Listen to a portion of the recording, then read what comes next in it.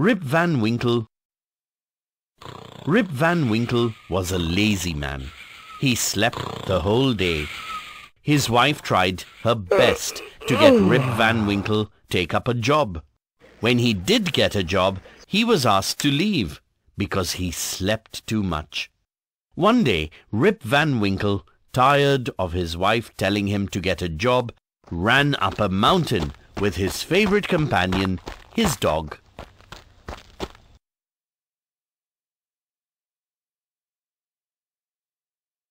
He reached the top, crossed a stream, went to a spot where nobody ever came, and he sat down there. He had never had so much exercise in his life. He was just getting back his breath when he heard someone call his name. Rip Van Winkle. Strange. Nobody knows me here. Then who is calling me? Thought Rip Van Winkle. He turned around and saw a funny-looking man carrying a big barrel. The funny-looking man said, "Please help me carry this barrel to my friends, a little below the stream." Answer orally. What do you think was in the barrel?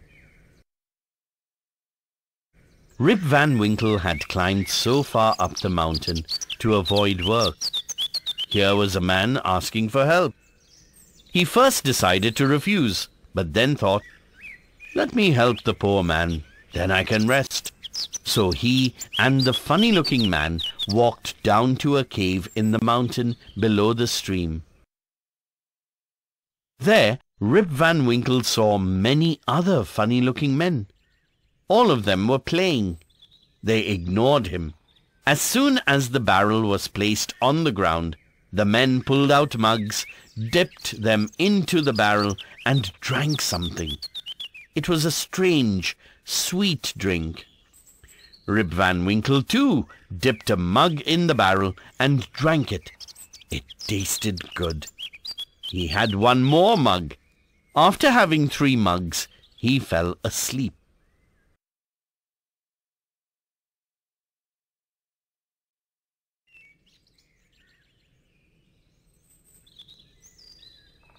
When he awoke, he saw that all the funny-looking men had gone. He called out to his dog, but there was no response. He could not believe he had slept the whole day and night. He got up. His joints ached.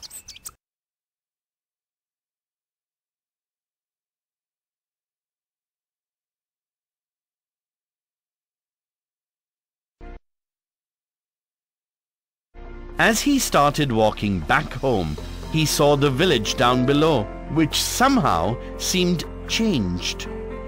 When he entered the village, he saw new faces. All the people looked at him and rubbed their chins. Seeing them do this, Rip Van Winkle did the same. To his surprise, he found that he had grown a foot-long beard overnight. Rip Van Winkle was puzzled. He believed that he knew most of the village folks well, but today he could not see anyone who was known to him. The children made fun of him, running behind him.